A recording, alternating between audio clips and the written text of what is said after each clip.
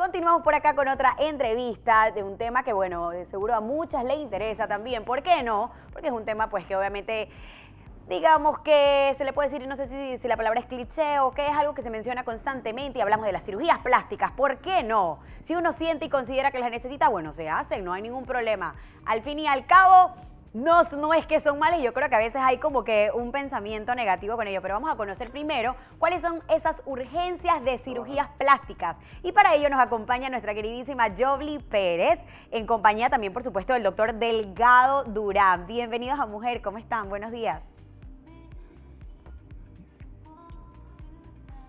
Ahí está. ¿Ya venimos? Sí, hola, ¿qué tal? ¿Cómo estás? Ahora sí. Hola, ¿cómo estás? Buenos días. Bien, gracias a Dios. Yovli, conversemos entonces con el doctor también sobre cuáles serían esas urgencias de cirugías plásticas. Creo que hay que apagar el televisor para que no haya tanto delay, me parece, que nos escuche mejor por... ¿Sí? Sí, doctor, nos hacemos alguna cirugía plástica, puede suceder que nos dé alguna urgencia, ¿no? Por ciertas cosas que pueden haber en el postoperatorio. ¿Qué pasa en este sentido con el postoperatorio? ¿Cómo acudir? ¿Cuándo saber que tenemos alguna urgencia y acudir a ustedes, a los especialistas? Hola, ¿cómo estás? Muy buenos días. Mira, Buenos días. especialmente, bueno, en cirugía plástica hay muchas cirugías que se pueden realizar. Entre las tantas que podemos realizar, podríamos hablar de las cirugías de mamas. La cirugía de mamas, existen varios tipos de cirugías. Puede ser implantes mamarios. Dentro de los implantes mamarios podríamos tener varios tipos de urgencias. Podríamos ver un paciente que se coloca implantes y inicia con un problema de enrojecimiento de la mama, un proceso inflamatorio, una celulitis. Esto entonces estamos ante una situación que es una infección. Eso sería una urgencia en este tipo de cirugías. El paciente tiene que ir donde el médico y ahí entonces hacer los exámenes pertinentes para ver el manejo que se le va a hacer. Si tenemos que hacer ante una infección, tendría que dar antibióticos, habría que ingresar al paciente al salón de operaciones nuevamente. Muchas veces se termina retirando el implante y no se puede colocar un implante inmediatamente. Habría que esperar por lo menos unos 2 a 3 meses para poder recolocar nuevamente el implante. Doctor, sucede. Yovli, tengo una duda, celulitis en el seno, en la mama, ¿cómo podemos explicar eso para entender un poquito? Ok, un proceso celulítico es, bueno, un proceso infeccioso. La piel se va a ver afectada, hay un proceso donde hay un enrojecimiento de la piel, hay un área de calor y puede que ocurra algo de fiebre y algo de secreción. La secreción puede ser purulenta, entonces ahí estamos ante un caso de un proceso infeccioso. Doctor, sucede que en los diferentes tipos de operaciones estéticas que solemos hacernos, en su mayoría las mujeres, hay estos casos de estas urgencias. Esto es debido a una mala elección del médico, esto es debido a que en el preoperatorio no se hizo la preparación suficiente. ¿Qué puede suceder? Bueno, mira, yo creo que todos nosotros los especialistas tenemos una buena formación, somos capaces y somos idóneos, entonces yo no creo que entraría el tema de la mala escogencia.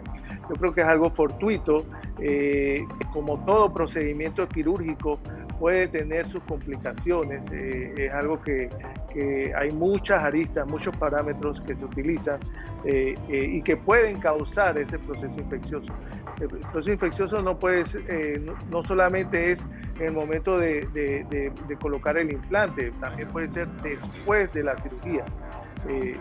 Si no hay un adecuado postoperatorio, si no hay un buen lavado de las heridas, el tema del cuidado, del reposo, es muy importante para estos procedimientos porque son muy delicados y cualquier situación irregular puede ocasionar una complicación. Así es. Hay un caso, y lo voy a decir personalmente, yo lo viví. Yo me operé, me hice una lipoescultura y me hice los senos. Tuve una preparación preoperatorio bastante delicado porque además tengo la hemoglobina muy baja, me dieron muchísimos medicamentos para elevar la hemoglobina para poder hacer una operación exitosa. Sin embargo, en el postoperatorio recibí una visita en mi casa de alguien, desconocemos cuál fue la persona específica, y me contagió de mononucleosis. Entonces me tuvieron que hacer transfusión de sangre, la hemoglobina me llegó en 5, estuve bastante delicada de salud, tuve que ingresar nuevamente a la clínica por este tema. Y esto conllevó a una enfermedad aparte a lo que yo estaba en ese momento pues en mi postoperatorio. Esto sucedió por la visita de la persona. ¿Qué recomendación le da a una persona que, como a mí, le pasaron este tipo de cosas? Bueno, en el tema de los postoperatorios, después de un procedimiento quirúrgico, lo recomendable es que el paciente no esté en contacto con ningún paciente que esté enfermo. Entonces, eso es lo más importante. Con el tema de la anemia que te ocasionó, muchas veces puede ocurrir por la extracción de grandes volúmenes.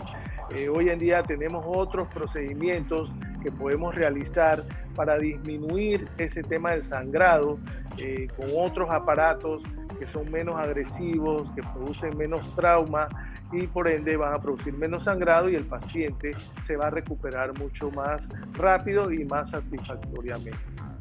Doctor, hablando... una consultita, Joely, disculpa, quisiera saber, no sé si ibas a comentar algo referente a este mismo tema, es que quería entrar en el tema de la nariz, la cirugía de nariz, porque sé que es una parte del rostro bastante delicada y que a veces pues molesta mucho y si uno no tiene el cuidado adecuado, definitivamente las cosas pueden empeorar también como todo, ¿no? Pero sí quisiera conocer un poquito de esas emergencias que se dan en cirugías de la nariz. Sí, doctor.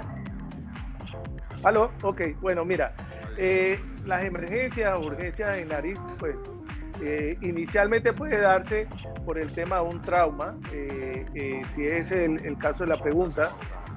La nariz es la parte más prominente del rostro y está más expensa a algún tipo de traumatismo. Cuando esto ocurre, aquí el paciente tiene que ser examinado. Hay una serie de situaciones clínicamente que vamos a observar, como es el caso de la hinchazón o edema, el caso de una desviación de la nariz. Por lo regular ocurre un sangrado, hay una inflamación, una equimosis alrededor de los párpados. Entonces, esto hay que actuar antes de que todos estos síntomas y signos se intensifiquen y puedan entonces esconder la verdadera lesión de la nariz. Entonces, cuando ocurre esto por una fractura de los huesos propios de la nariz, tenemos hasta por lo menos unas 3 horas para hacer la cirugía, arreglar el tema de la fractura y corregir lo que haya ocurrido. Específicamente en el tema de la nariz, en los casos de cirugías estéticas, que es el procedimiento que nosotros también realizamos, es una cirugía bastante delicada, es una cirugía que nosotros tenemos que tener mucha experiencia para realizarla.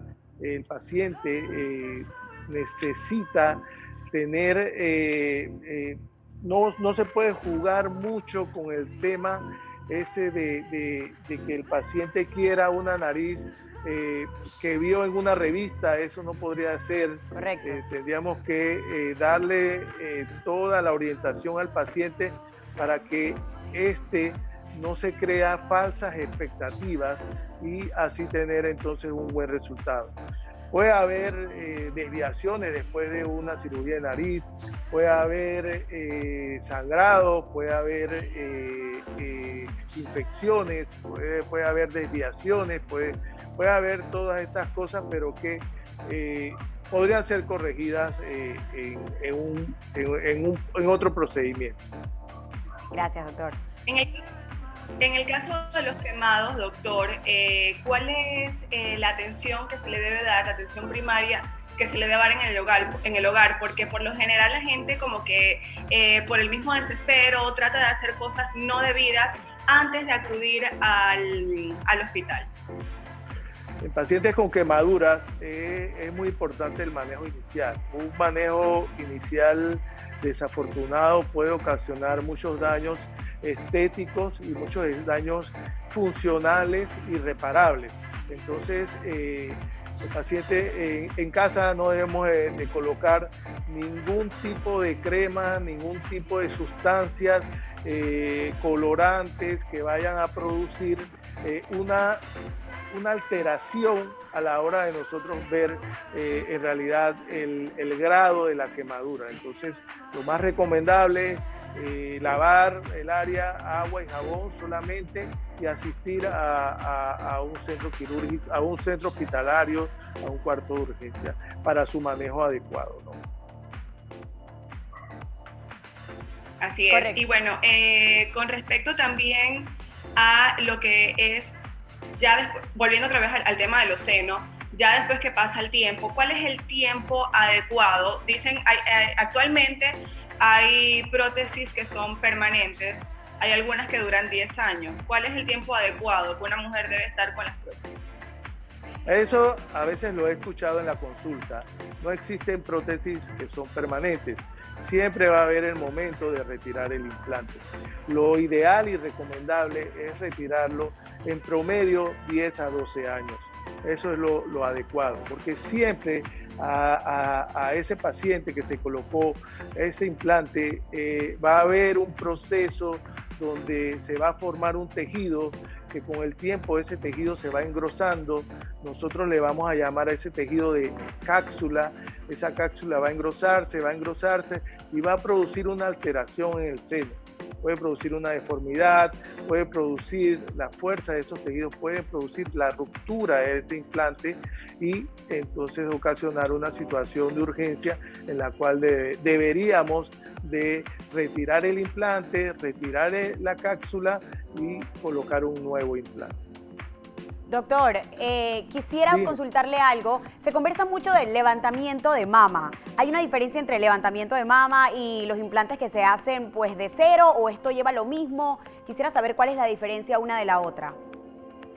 Bueno, en cuanto a la mama, lo primero que hay que ver es si el tejido mamario está en su posición, si el complejo areola-pezón está dentro de los rangos y parámetros que se necesitan para darle una forma adecuada.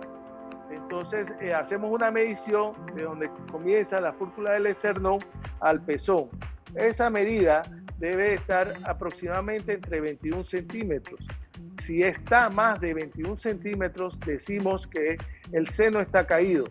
Entonces, si el tejido mamario está por debajo de lo normal o de lo adecuado, con colocar un implante no vamos a levantar ese tejido mamario.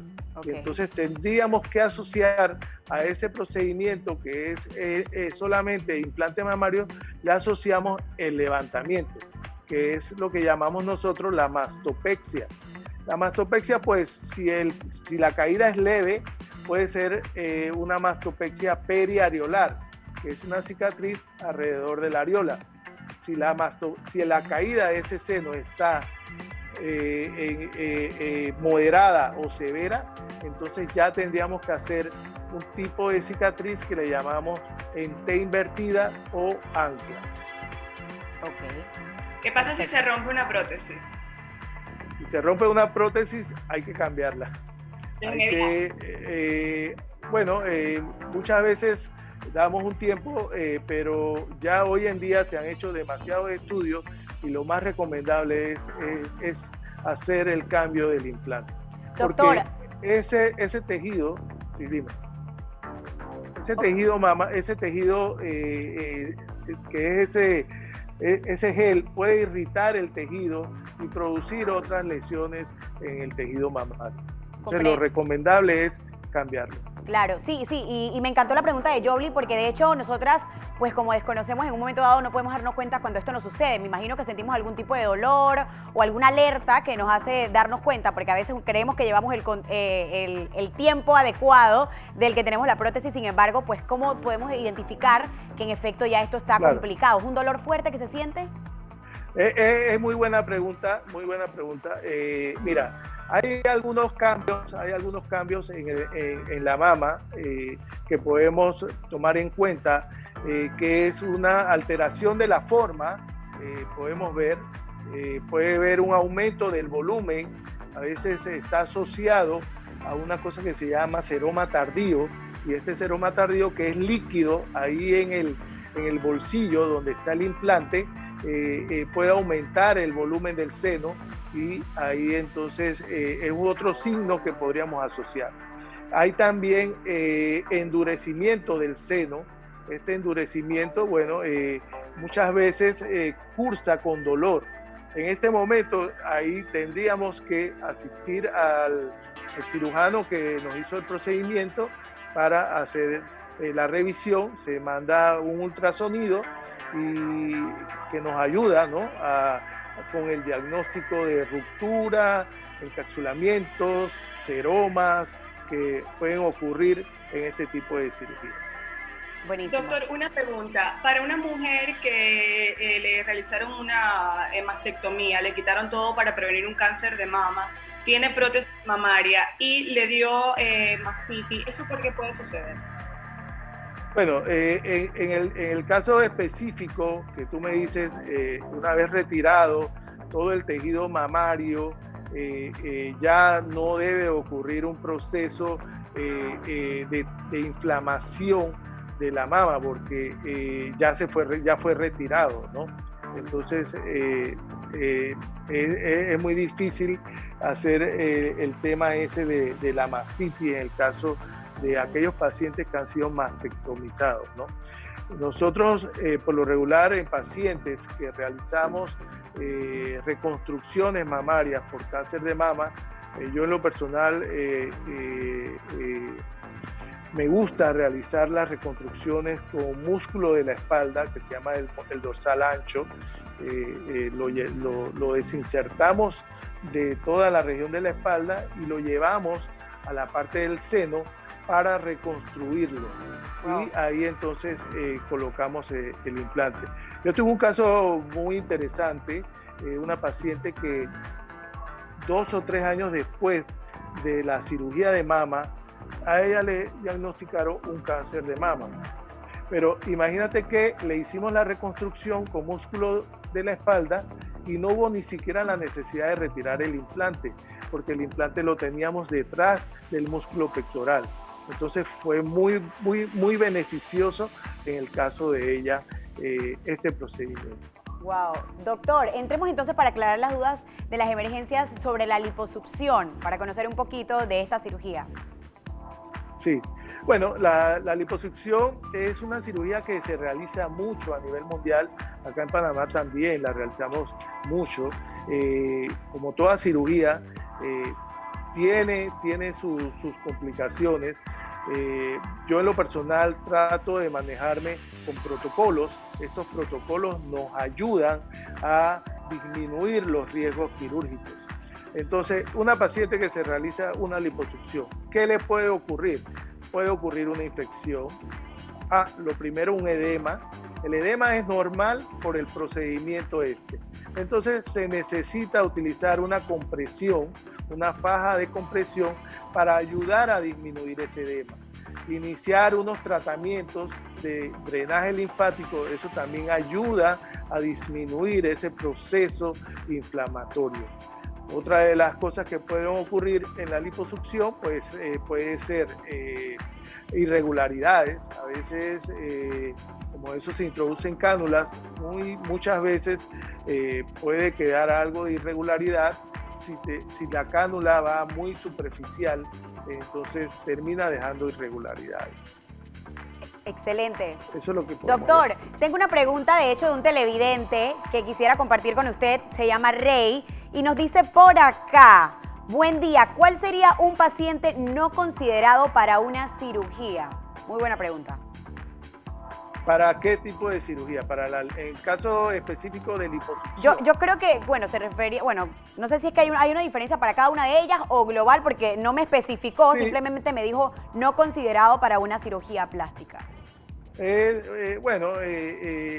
un paciente que no es considerado para una cirugía es aquel paciente que se le mandan sus exámenes de protocolo prequirúrgicos y estén alterados, que tenga hemoglobinas, anemia, que tenga alteraciones de las plaquetas, que tenga cambios en los tiempos de coagulación, que tenga cambios en el electrocardiograma, pacientes con comorbilidad, pacientes que sean diabéticos, no cuidados, pacientes con hipertensiones no tratadas.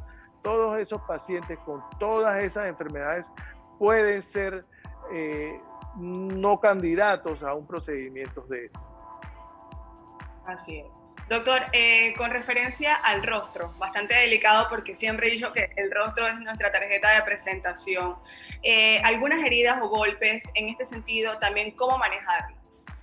Sí, mira, en el traumatismo de rostro, los tejidos, la piel, el tejido celular subcutáneo, que viene a ser lo que llamamos la grasa, pues que está debajo de la piel. Y también vienen otras estructuras que son muy importantes, como los nervios, los vasos arteriales, la musculatura, y tenemos la parte ósea, ¿no? Entonces, cada vez, si llega un paciente con una lesión en rostro, es muy importante esa atención primaria, es muy importante tratar al paciente como un todo, como un protocolo de traumatismo general, porque un manejo inadecuado puede producir unos daños, unas alteraciones estéticas y funcionales para toda la vida. Entonces es muy importante ese manejo inicial de ese paciente con ese traumatismo en rostro.